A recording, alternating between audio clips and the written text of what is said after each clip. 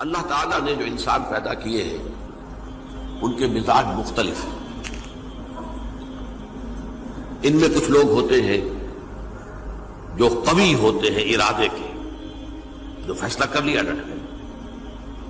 کچھ لوگوں میں وہ قوت ارادی اتنی مضبوط نہیں ہوتی، وہ ادھر ادھر سوچتے رہتے ہیں.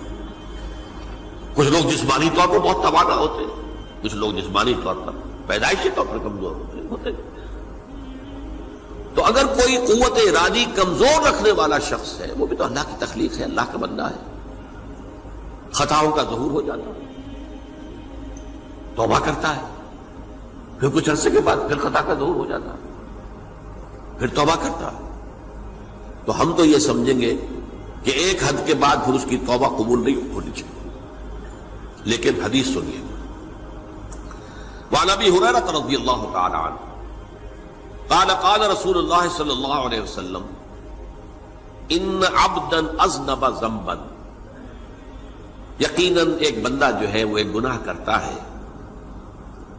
فقال، پھر وہ کہتا ہے رب، اے میرے پروردگار، اذنبت فاغفر لی، مجھ سے گناہ ہو گیا ہے، مجھے معاف فرما دے. فقال ربہ، تو پروردگار یہ کہتا ہے اعلم عبدی ان لہ ربا یغفر الذنب ویأخذ بہ،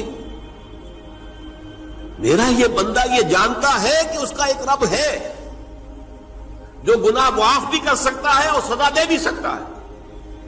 کیا مانی ہوئے؟ گناہ اس نے کیا ہے لیکن جانتا ہے اللہ کو کہ وہ معاف بھی فرما سکتا ہے، تبھی تو وہ اللہ سے معافی کی درخواست کر رہا ہے. اس کے اس جاننے کی بنیاد پر، اس کے اس علم کی بنیاد پر، اس کے اس ایمان کی بنیاد پر فرمایا غفرت لعبدی، میں نے اپنے بندے کو معاف کر دیا.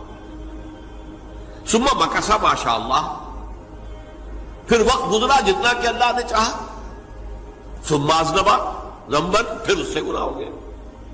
فقال رب اذنبت ذنبا فاغفر، پھر کہتا ہے پروردگار مجھ سے گناہ ہو گیا، پھر مجھے معاف فرما دے.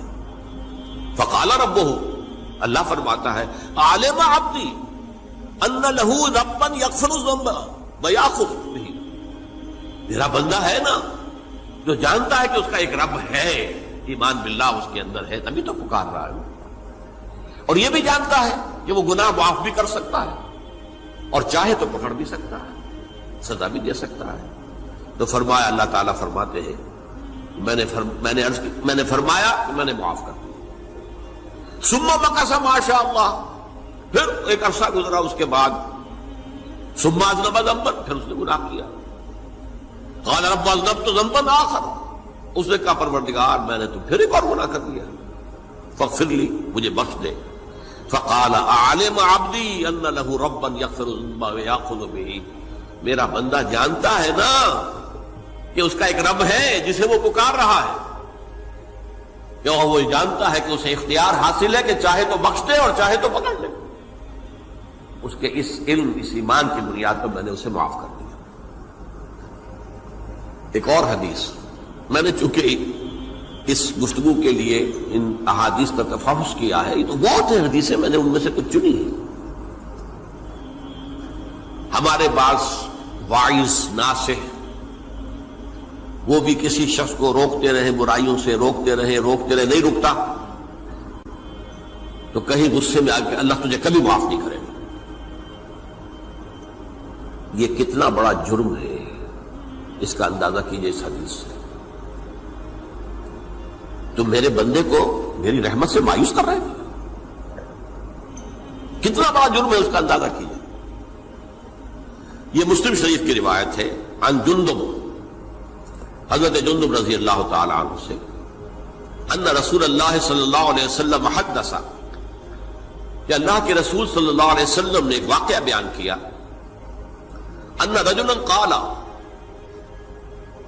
کہ ایک شخص نے یہ کہا واللہ لا یغفر اللہ لفلان،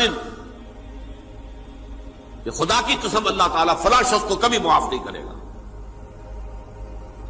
وَأَنَّ اللَّهَ تَعَالَى قَالَ، اس پر اللہ تعالیٰ نے یہ فرمایا منزل نزیت اللہ علیہ، یہ کون ہے جو میرے اوپر حکومت کرنے والا آ گیا، جو میری طرف سے حکم لگا رہا کہ میں کبھی معاف نہیں کروں گا؟ منزل نزی، کون ہے وہ شخص؟ الذی یتعلی علیہ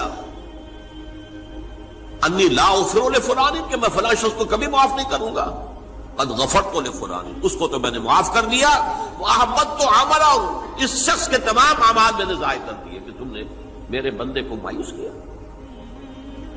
یہ ہے جرم کی انکار۔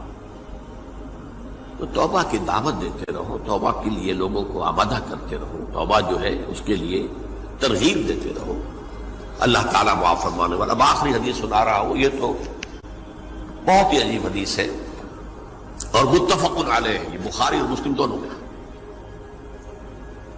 حضرت ابو سعید الخدری رضی اللہ تعالی عنہ جو ہے وہ اس کے راوی ہیں۔ حضور نے فرمایا کانا فی من کانا قبلکم رجل قتل 99 نفسا، تم سے پہلے جو امت تھی بنی اسرائیل، گویا کہ ان کا ذکر ہے، اس میں ایک آدمی ایسا تھا جس نے 99 قتل کیے تھے۔ اب آپ اندازہ کیجئے کتنا بڑا گناہ کبیرہ ہے قتل۔ قرآن مجید میں آتا ہے وَكَأَنَّمَا قَتَلَ النَّاسَ جَمِيعًا، اگر ایک انسان کو بھی ناحق قتل کر دیا گیا تو یہ ایسی ہے گویا کہ اس نے پوری نوع انسانی کو قتل کر دیا، اس نے 99 قتل کیے۔ فَهَلْ لَهُ مِن تَوْبَةٍ، پھر اس کے بعد یہ ہوا کہ اس کے اندر توبہ کا جذبہ پیدا ہوا۔ فَسَأَلَ عَنْ أَعْلَمِ أَهْلِ الْأَرْضِ، تو اس نے پھر سوال کیا، لوگوں سے پوچھا کہ زمین میں رہنے والوں میں کون سب سے بڑا عالم ہے؟ فَدُلَّ عَلَى رَاهِبٍ، تو اسے بتایا گیا فلاں راہب فلاں جگہ پر ہے، وہ بہت نیک ہے، بڑا عالم ہے۔ فَأَتَاهُ، وہ اس کے پاس آیا، فَقَالَ أَنَّهُ قَتَلَ 99 نَفْسًا فَهَلْ لَهُ مِن تَوْبَةٍ، انہوں نے کہا دیکھیے راہب صاحب، میں نے 99 انسان قتل کیے، اب مجھے یہ بتائیے کہ میرے لیے توبہ کا کوئی امکان ہے؟ فَقَالَ لَا، انہوں نے کہا نہیں۔ فَقَتَلَهُ، اس نے اس کو بھی قتل کر دیا۔ فَكَمَّلَ بِهِ 100، اپنی سینچری مکمل کر لی، مطلب 99 کے بعد ایک کی کسر تھی، اس کو بھی قتل کیا، 100 پورے کر لیا۔ ثُمَّ سَأَلَ عَنْ عَالِمِ أَهْلِ الْأَرْضِ، پھر اس نے پوچھا کوئی اور، کوئی بڑے عالم انسان ہو۔ فَدُلَّ عَلَى رَجُلٍ عَالِمٍ، پھر اس کی رہنمائی کی گئی ایک بڑے عالم شخص کی طرف۔ فَقَالَ إِنَّهُ قَتَلَ 100 نَفْسٍ، تو اس نے وہاں جا کر کہا کہ میں 100 انسان ہلاک کر چکا ہوں، قتل کر چکا ہوں۔ فَهَلْ لَهُ مِن تَوْبَةٍ، میرے لیے توبہ کا کوئی امکان ہے؟ فَقَالَ نَعَمْ، کہا کیوں نہیں، 100 قتل کیے تب بھی کیا ہے، توبہ کا راستہ دروازہ کھلا ہوا، مَا لَمْ يُغَرْغِرْ، جب تک کہ وہ گھنگرو نہیں بج رہا اس وقت تک تمہارے توبہ کا دروازہ کھلا ہوا ہے۔ فرمایا نعم، وَمَن يَحُولُ بَيْنَهُ وَبَيْنَ التَّوْبَةِ، تمہاری توبہ کے درمیان اور تمہارے درمیان کون حائل ہو سکتا ہے؟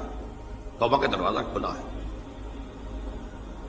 لیکن ساتھ ہی کہا انطلق الی ارض کذا و کذا، اب تم ایسے کرو جہاں تم رہتے ہو وہاں نہ جاؤ واپس، وہاں کا ماحول اچھا نہیں ہے، معاشرہ اچھا نہیں ہے، ہو سکتا ہے کہ تم توبہ پر قائم نہ رہ سکو، تم فلاں جگہ چلے جاؤ، وہاں اچھے لوگ آباد ہیں، ان میں جا کر رہو۔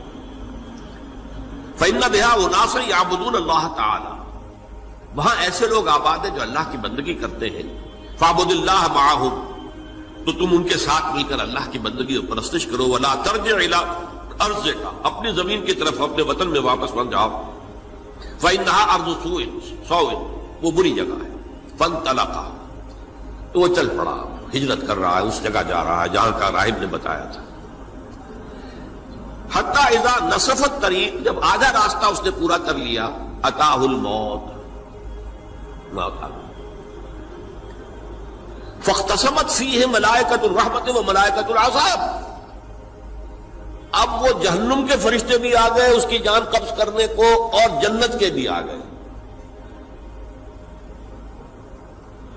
فقالت ملائکۃ الرحمہ، رحمت والے جو فرشتے ہیں جنت والے، انہوں نے کہا جا تائبا مقبلا بقلبہ للہ تعالی، یہ شخص توبہ کر کے اللہ تعالیٰ کی طرف ہجرت کر رہا تھا، اس لیے اس کی نیت کی بنیاد پر اب یہ جنتی ہے، لہذا اس کی روح ہم قبض کریں۔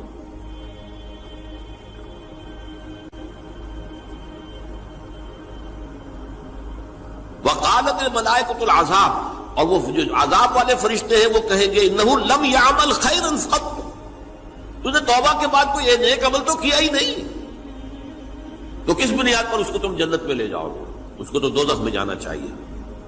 فاتاہ ملک فی صورت آدمی، تو ان کے پاس اللہ نے ایک اور فرشتے کو بھیج دیا آدمی انسانی شکل کے اندر، فجعلوہ بینہم، ان فرشتوں نے کہا بھائی ہمارا فیصلہ کرا دو، اس کی روح ہم لینا چاہتے ہیں یا ہم لینا چاہتے ہیں، انہیں حکم بنا لیا۔ فقال قیسوا ما بین الارضین فإلی ایتہما کان اقرب، کہ تم فاصلہ ناپ لو جہاں سے وہ چلا ہے اور جہاں جا رہا تھا اور یہاں اس کی موت ہو رہی ہے، تو کون سا فاصلہ زیادہ ہے؟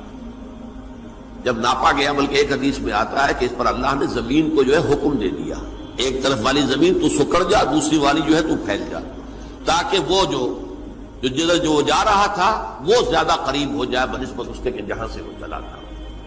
تو اس فیصلے پر پھر جو فرشتے تھے، جو کہ رحمت کے فرشتے تھے، وہ اس بندے کو لے گئے جنت کے اندر۔ یہ ہے توبہ کی عظمت اور اس کی تاثیر۔